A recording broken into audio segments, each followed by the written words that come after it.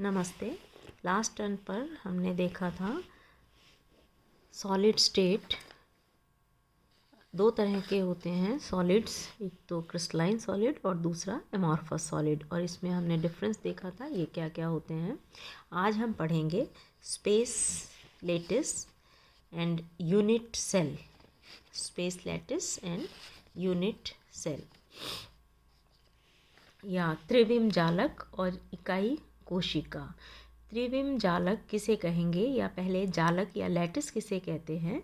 तो the relative position of atoms, ions और molecules in a crystal form a definite geometrical shape which is known as lattice. Means चाहे कोई पदार्थ, अणु, परमाणु या आयंस जिसका भी वो बना हुआ होता है, अगर इनकी क्रिस्टल में एक डेफिनेट निश्चित ज्यामितीय संरचना होती है और उस संरचना को हम लैटिस कहते हैं।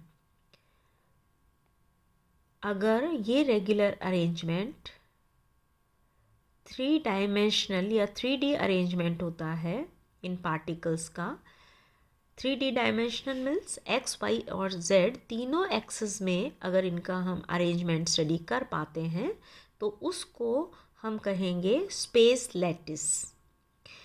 फॉर एग्ज़ाम्पल, अगर मान लीजिए हमारे पास मॉलिक्यूल्स है और वो मॉलिक्यूल्स एक स्ट्रेट लाइन में रिपीटेडली जो है अरेंज्ड है, इस तरह से स्ट्रेट लाइन में। अगर कोई इस तरह का स्ट्रक्चर है, group of particle is repeated in a lattice at regular distances, तो ये कहलाता है वन डायमेंशनल 1D या वन डायमेंशनल लैटिस, अगर वो स्ट्रेट लाइन में मॉलिक्यूल्स हैं तो। और अगर ये किसी एक प्लेन में एक्स और वाई एक्सिस पर या 2 डायमेंशनल प्लेन में अरेंज्ड है, if a group of particle is repeated in lattice at regular distance then it forms, यानी कि वो कहें नेट जैसा सा एक स्ट्रक्चर बना ले इस तरह का, जिसको हम फिशिंग नेट भी बोलते हैं। अगर मॉलिक्यूल इस तरह से हैं और वो इस तरह से एक नेट लाइक स्ट्रक्चर बना ले तो ये कहलाता है 2 डायमेंशनल प्लेन या 2D लैटिस।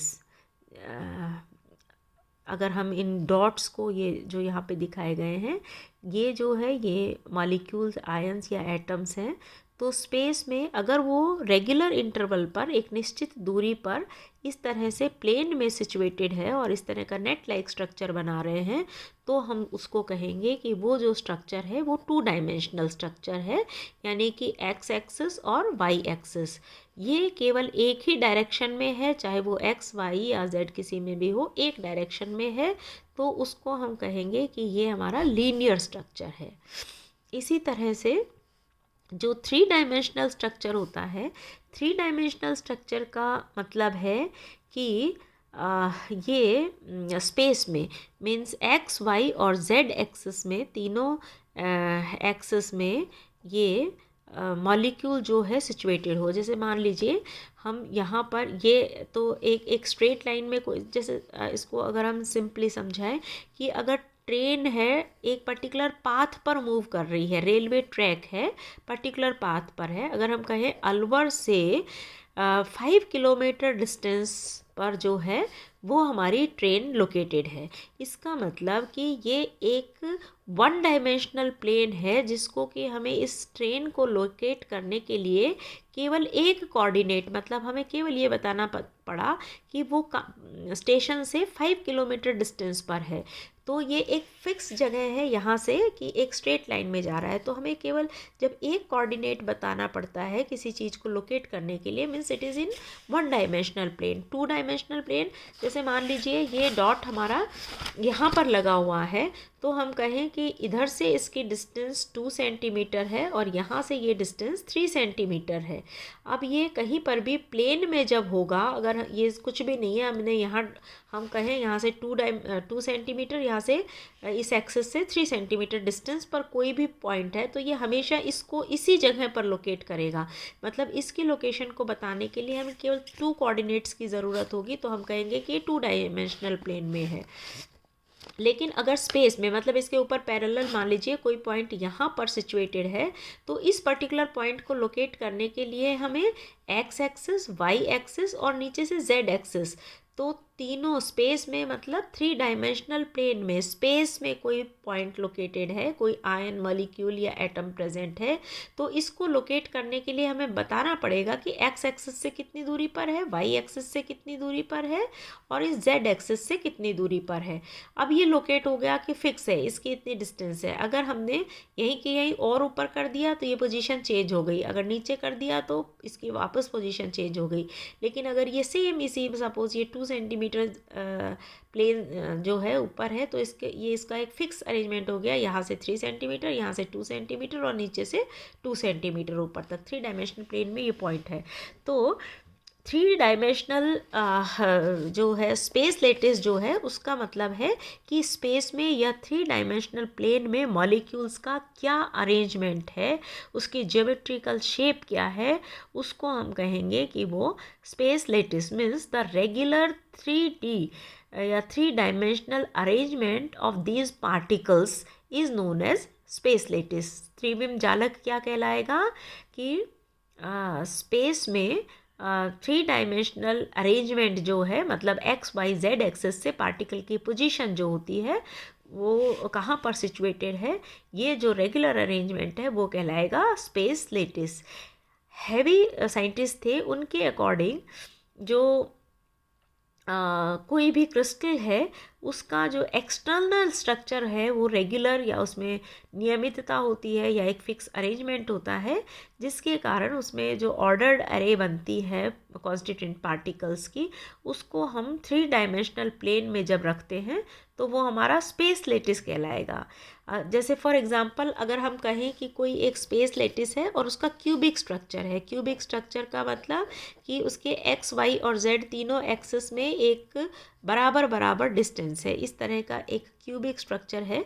मींस अगर ये इसका एक एक्सिस है, ये दूसरा एक्सिस है और ये तीसरा एक्सिस है, तो ये जो मॉलिक्यूल है ये यहाँ पर सिचुएटेड है। मीन्स किसी भी क्रिस्टल में एटम्स या मॉलिक्यूल्स या आयंस के सीक्वेंस में व्यवस्थित होने पर जो 3 डायमेंशनल प्लेन में स्ट्रक्चर बनता है, अब ये यूनिट जो है, इसी के ऊपर एक अगर हम दूसरी यूनिट ले लें तो इस तरह से ये दूसरी यूनिट, दूसरा ब्लॉक बन जाएगा, इस तरह से अरेंज हो जाएगा। ये सेकंड यूनिट बन गई इसकी इस तरह से। तो एक ये पर्टिकुलर यूनिट है और इसी का रिपीटिशन हो जाए तो ये दूसरी यूनिट बन गई, और इन यूनिट्स के रिपीटिशन से पूरा का पूरा जालक बन जाता है। अब अगर मान लीजिए क्यूबिक स्ट्रक्चर है तो ये मॉलिक्यूल इस तरह से सब जगह ये मॉलिक्यूल्स प्रेजेंट है। तो हम यूनिट सेल जो है वो किसे कहेंगे, इकाई कोशिका किसे कहेंगे कि किसी भी क्रिस्टल में, चाहे वो एटम्स हो, आयन हो या मॉलिक्यूल हो, उनका सीक्वेंस में व्यवस्थित होने पर जो सबसे छोटी यूनिट बनती है, स्मॉलेस्ट यूनिट जो बनती है वो यूनिट सेल कहलाती है। और 3 डायमेंशनल प्लेन में या स्पेस में इस प्रकार की छोटी या कई सारे यूनिट सेल आपस में 3 डायमेंशनल स्पेस में बहुत सारे यूनिट सेल सीक्वेंस में जो अरेंजमेंट होकर एक बड़ी सी यूनिट बना देती है स्पेस में। सेल की, यूनिट सेल की खूब कई सारी सी यूनिट्स मिलके एक बड़ी यूनिट बनाएंगी, तो उसको हम कहेंगे कि वो क्रिस्टल लैटिस है या स्पेस लैटिस है। ठीक है, तो स्मॉलेस्ट यूनिट जो है वो हो गई कि 3 डायमेंशनल प्लेन में जो स्मॉलेस्ट यूनिट बनती है मॉलिक्यूल की, जो कि उस पूरे क्रिस्टल के स्ट्रक्चर को डिफाइन करती है, वो स्मॉलेस्ट यूनिट कहलाती है यूनिट सेल। और यूनिट सेल के रिपीटिशन से जो स्ट्रक्चर बनता है वो 3 डायमेंशन प्लेन में, उसको हम कहेंगे क्रिस्टल लैटिस, या 3D में क्रिस्टल की यूनिट्स के रेगुलर अरेंजमेंट को हम स्पेस लैटिस कहेंगे। जैसे मान लीजिए हमने कोई मल्टी स्टोरी बिल्डिंग बन रही है जिसमें एक जैसे से मकान है, इस तरह का सपोज ये क्यूबिक एक घर है, इसी का रिपीटिशन साइड वाला घर भी ऐसा ही होगा, नेक्स्ट फ्लोर होगी उसमें भी वो ऐसा ही होगा, उससे ऊपर वाली फ्लोर होगा उसमें भी वैसा ही होगा। और तभी हम कहते हैं कि एक जो है वो स्पेसिमेन है या एक मॉडल हाउस बना देते हैं वो। और उस मॉडल हाउस को देख के आप उस बिल्डिंग में, सपोज़ कोई एक बिल्डिंग है उसमें 2 BHK बने हुए हैं और उसमें 10 फ्लोर है और हर फ्लोर पर 4-4 रूम है, मतलब 40 हाउसेस बने हुए हैं। तो हम कहें कि कोई भी एक हाउस हमने देख लिया, सपोज़ ये एक हाउस है, ये देख लिया, तो हम पूरी के पूरी बिल्डिंग में जितने भी 40 हाउसेस हैं वो सब इसी के रिपीटिशन से बने हुए हैं। तो जो ये एक यूनिट हो गई, एक हाउस हो गया, दैट इज़ जो मॉडल हाउस है, दैट इज़ उसको हम कह सकते हैं कि वो हमारा यूनिट सेल है, इकाई कोशिका है। और इसी के रिपीटिशन से पूरी की पूरी वो बिल्डिंग बनी हुई है जिसको कि हम स्पेस लेटिस कह सकते हैं, मतलब स्पेस में वो इस तरह से बन जाती है। तो यूनिट सेल क्या हुआ कि हमने एक हाउस देख लिया, उसमें जहाँ पर रूम्स हैं, जहाँ किचन, टॉयलेट, जो यूनिट्स बनी हुई है, जो अरेंजमेंट है, उन्हीं के रिपीटिशन से या वैसी की वैसी सारी यूनिट्स में वही स्ट्रक्चर मिलेगा। मतलब हम एक यूनिट सेल को अगर स्टडी कर लेते हैं, उसी के रिपीटिशन से हमारा स्पेस लेटिस बना हुआ है या त्रिविम जालक बना हुआ है। या एक घर को स्टडी कर ले, उसकी जो पोजीशन, जो स्ट्रक्चर है, उसी के रिपीटिशन से वो पूरी की पूरी बिल्डिंग या पूरी की पूरी मल्टी स्टोरी जो बिल्डिंग बनी हुई है वो उसी से। तो मल्टी स्टोरी बिल्डिंग जो है उसको हम कहें वो स्पेस लेटिस है, और एक जो मॉडल हाउस है उसको हम कहें वो यूनिट सेल है। तो किसी भी क्रिस्टलाइन सॉलिड जो होता है वो यूनिट सेल से मिलके स्पेस लेटिस बनाता है। स्पेस लेटिस या क्रिस्टलाइन लेटिस, या यूँ कहें क्रिस्टल जो सॉलिड होता है, क्रिस्टलाइन सॉलिड होता है, उसका स्ट्रक्चर। तो वो स्ट्रक्चर किससे बन के मिल के बना है, या वो स्पेस लेटिस किससे मिल के बना है, यूनिट सेल से। और यूनिट सेल क्या हुई, किसी भी स्पेस लेटिस की वो 3 डायमेंशनल प्लेन में स्मॉलेस्ट यूनिट जो कि उस क्रिस्टल के स्ट्रक्चर को पूरी तरह से डिफाइन करे, कि उस पूरे क्रिस्टल में मॉलिक्यूल्स के आपस के बीच की डिस्टेंस कितनी है, कितने एंगल पर सिचुएटेड है, उनके एजेस क्या है, इंटरफेशियल एंगल क्या है, सॉलिड एंगल क्या है, सारी चीज़ डिफाइन करें तो वो यूनिट सेल कहलाता है। Means unit cell is the smallest unit of 3 dimensional space lattice. It must represent the symmetry of the lattice and also the external geometry of the crystal. जो भी क्रिस्टल है उसकी बाह्य संरचना क्या होगी और जो लेटिस है उसका सिमेट्री क्या होगी, ये सारा का सारा हमें पता चल जाता है अगर हम एक यूनिट सेल को पढ़ लें, एक इकाई कोशिका को पढ़ लें। The length of 3 edges means A, B और सी, ये 3 जो है एजेस हैं, इनकी जो दूरियां हैं यूनिट सेल की, इनको हम प्रिमिटिव ट्रांसलेशंस कहते हैं। ये जो डिस्टेंसेस है, these are known as primitive translations. और जो यूनिट सेल है उसको एक्सप्रेस करने के लिए इन एक्सिस के बीच में जो एंगल है, इनको हम क्रिस्टलोग्राफिक एंगल्स जो है इनको हम कहते हैं क्रिस्टलोग्राफिक एक्सिस। एक्स, वाई और जेड ये जो थे, इनको हम क्रिस्टल में ए, बी और सी, ए, बी और सी से, या ये बी है, ये ए है और ये सी है, इस तरह से इनको, जिसको कि हम एक्स, वाई और जेड कहते थे, वो इस तरह से हम इसको डिनोट करते हैं। तो स्पेस लेटिस क्या है और यूनिट सेल क्या है। तो क्रिस्टलोग्राफिक स्ट्रक्चर या क्रिस्टलोग्राफी या क्रिस्टलाइन स्ट्रक्चर क्या होता है, या क्रिस्टलोग्राफी क्या होती है कि definite geometrical shape is the basic property of crystalline solid. जो भी क्रिस्टलाइन सॉलिड होगा उसकी एक डेफिनेट ज्योमेट्री होगी। The branch of science which deals with the geometry of crystal means size of constituent particle, coordination number, property, ये जो सब चीज़ explain करें, इसको जिसमें हम पढ़ते हैं वो ब्रांच साइंस की कहलाती है क्रिस्टलोग्राफी। और इसको समझने के लिए कुछ एक टर्मिनोलॉजी है या कुछ एक डेफिनेशंस हैं क्रिस्टल को स्टडी करने के लिए, वो हम देखेंगे कि क्रिस्टल जो क्रिस्टलोग्राफी में हम एक पढ़ते हैं कि फेसेस क्या होता है, फेस क्या होता है। तो कोई भी क्रिस्टल जिन बाउंड्रीज से घिरा हुआ होता है, सपोज हमारे पास ये क्यूबिक क्रिस्टल है, कोई क्रिस्टल है उसका स्ट्रक्चर क्यूबिक है, तो the surface which bind the crystal in a cubic crystal, अब वो जो जिसमें बाइंड करता है उसको हम फेजेस कहते हैं। तो अगर हमारे पास क्यूबिक क्रिस्टल है तो इसमें कितनी फेजेस हुई, ये जो स्ट्रक्चर है, ये यूनिट सेल है, ये कितने सरफेस से बाउंड है। देखिए एक ये सरफेस है, ठीक है, दूसरी ये है, this is third surface, and ये पीछे वाली फोर्थ सरफेस, एक ये ऊपर सरफेस और एक ये नीचे सरफेस, मतलब ऊपर 1 2 3, ठीक है, सामने वाली साइड वाली, फिर ये साइड वाली और ये पीछे वाली, 4 तो ये हो गई, एक ऊपर सरफेस और एक नीचे। आप क्यूबिक कोई रूम ही है, रूम की 4 दीवारें होती है, ऊपर छत होती है, नीचे फ्लोर होता है, तो टोटल कितनी फेजेस हो गई है, कितने से मिलके बना हुआ है, 6 फेजेस। तो अगर हमारे पास क्यूबिक स्ट्रक्चर है, क्यूब है, तो उसमें कितनी फेजेस होंगी, 6 फेजेस। फेजेस क्या हुई कि कोई भी क्रिस्टलाइन सब्सटेंस या यूनिट सेल जितनी सरफेस से, जितनी बाउंड्रीज से घिरा हुआ है, बाइंड है, उनको हम इसकी फेजेस कहेंगे। सेकंड जो है वो है एज। क्या होता है, एजेस या किनारे। तो 2 फेजेस, जैसे मान लीजिए एक ये फेज़ है और एक ये फेज़ है, ये दोनों जहाँ पर आकर मिलती है, इसको जो ज्वाइंट है उसको हम कहते हैं edges. The joint between 2 faces या इंटरसेक्शन ऑफ 2 विसिनल फेजेस, एक दूसरे से लगती हुई 2 फेजेस का जो इंटरसेक्शन है क्रिस्टल में, उसको हम कहेंगे एज। तो अगर क्यूबिक स्ट्रक्चर है तो उसमें एज कितने हो गए, देखिए 4 तो ये ऊपर है फेजेस, इसी तरह से 4 नीचे हैं, 4 और 4 8, और 4 ये वाली साइड में फेजेस हैं। तो अगर हमारे पास क्यूबिक स्ट्रक्चर है तो उसमें एजेस कितने हुए, 12, एजेस का नंबर कितना हुआ, 12, ठीक है।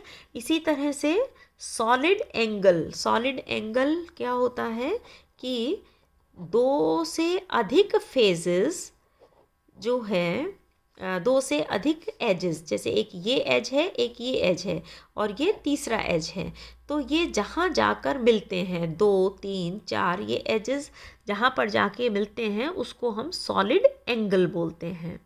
The angle at which more than 2 phases intersect each other is solid angle। ये वाला हमारा क्या हुआ, सॉलिड एंगल, जहाँ पे 2 या 2 से अधिक फेसेस जाके मिल रही हैं एक पॉइंट पर, वो सॉलिड एंगल है। और इंटरफेशियल एंगल, तो angle between the perpendicular of 2 intersecting edges, interfacial angle. Interfacial angle क्या हुआ कि angle between the 2 perpendicular, suppose ये क्यूब, ये 2 फेजेस हैं, एक ये है एक ये है, जैसे क्यूब में एक ये वाली फेज हो गई और एक दूसरी ये वाली फेज हो गई, तो ये और ये दोनों एक दूसरे के परपेंडिकुलर हैं, या सॉरी एक दूसरे से एडजेसेंट फेजेस हैं। तो angle between the perpendicular of 2 intersecting phases, एक ये फेज़ है, ये एक ये फेज़ है, दोनों एक दूसरे को यहाँ पर काट रही है। इस फेज़ पर एक 90 डिग्री का परपेंडिकुलर डालें और इस फेज़ पर भी एक 90 डिग्री का परपेंडिकुलर डालें, मतलब 2 विसिनल जो एडजेसेंट फेजेस हैं, इन पर अगर हम परपेंडिकुलर डालें, मतलब 90 डिग्री का एंगल प्लॉट करें, तो इसके सामने का जो ये एंगल बनता है ये कहलाता है इंटरफेशियल एंगल। ठीक है, सॉलिड एंगल क्या था, जब 2 से अधिक फेजेस जहाँ पर जाके मिलती है, दिस इज सॉलिड एंगल। और इंटरफेशियल एंगल क्या है, ये एक फेस है, इस फलक जिसे हम कहते हैं, ये एक फलक है और ये दूसरी फलक है, दोनों एक दूसरे को यहाँ पर काट रही हैं इस तरह से। और दोनों फेजेस पर, जैसे मान लो हमारे पास इस तरह से हेक्सागोनल स्ट्रक्चर है कोई, ठीक है। अब एक ये फेज़ हो गई, एक ये फेज़ हो गई, दोनों एक दूसरे को यहाँ पर इंटरसेक्ट कर रही है। इस पर भी 90 डिग्री का परपेंडिकुलर डालिए और इस पर भी 90 डिग्री का परपेंडिकुलर, मतलब परपेंडिकुलर मीन्स 90 डिग्री के एंगल पर ये डालिए। तो ये वाला जो एंगल होगा this is known as interfacial angle. ठीक है। तो इसमें रिलेशन भी है। अगर हम एज को ई से डिनोट करें, अगर हम सॉलिड एंगल को ए से डिनोट करें और फेस को एफ से डिनोट करें, तो फॉर्मूला होता है A is equal to E plus 2 minus F. जैसे अगर हमारे पास क्यूबिक स्ट्रक्चर है सपोज, राइट, क्यूबिक इसमें जो एजेस होते हैं मीन्स किनारे होते हैं वो आपने देखा कितने होते हैं, 12 edges, plus 2 minus F faces कितनी होती हैं इसमें, चारों तरफ, एक ऊपर और एक नीचे, 6 फेजेस होती है। तो इसमें जो सॉलिड एंगल होंगे मीन्स इस तरह के, है ना, ये सॉलिड एंगल, इनकी संख्या कितनी हो जाएगी, 14 माइनस 6 कितने हो गए, 8। ठीक है। तो देखो 4 ऊपर हैं और ये 4 नीचे हैं, तो सॉलिड एंगल कितने हुए, 8। ये अपने आप से आ गया इस फॉर्मूले में। तो अगर हमको ये एजेस पता है, फेस पता है, तो हम जो सॉलिड एंगल है वो निकाल सकते हैं। या अगर हमें मान लो सॉलिड एंगल पता था कि 8 है, एज हमें निकालना है कि किसी भी स्ट्रक्चर पे 2 माइनस एफ सपोज पता है 6 है। ठीक है। तो ये निकल जाएगा E will be equal to 8 minus ये 2 माइनस -4 हो जाएगा। ठीक है। तो इधर जाके +4 हो जाएगा, is equal to E means E is equal to 12। ये -4 आएगा, -4 इधर गया तो +4 में चेंज हो गया और एजेस आ गए 12। तो इस तरह से क्रिस्टलोग्राफी में ये टर्मिनोलॉजी है। इसी तरह से एक इसमें होता है क्रिस्टलोग्राफिक एक्सिस। जो क्रिस्टलोग्राफी में एक टर्म आता है कि क्रिस्टलोग्राफिक एक्सिस क्या होते हैं। क्रिस्टलोग्राफिक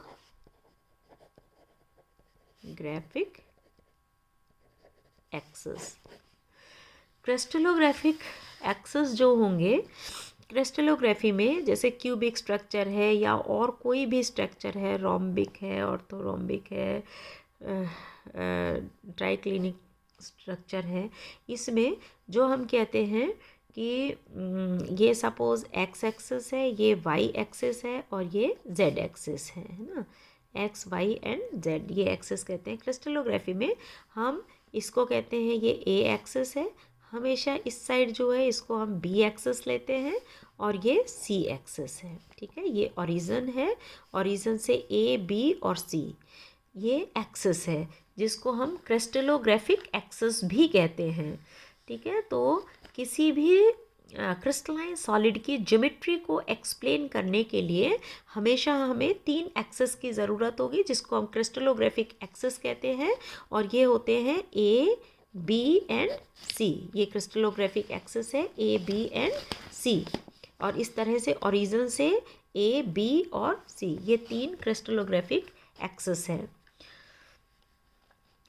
इनके बीच में जो एंगल होता है जिसको कि हम इंटर एक्सियल एंगल कहते हैं, 2 एक्सिस के बीच का एंगल, तो ए बी का बीच का एंगल कहलाता है गामा, बी सी का अल्फा और सी और ए के बीच का एंगल बीटा। मतलब तीनों एंगल हो गए अल्फा, बीटा और गामा। ये है इंटर एक्सियल एंगल्स जो कि ए बी और सी एक्सिस जो है इनके बीच के एंगल्स हैं। नेक्स्ट टर्न पे हम पढ़ेंगे एलिमेंट्स ऑफ सिमेट्री। ये भी टर्मिनोलॉजी में काम आता है, elements of symmetry crystalline structure की टर्मिनोलॉजी के लिए नेक्स्ट टर्न पे रीड करेंगे। Thank you.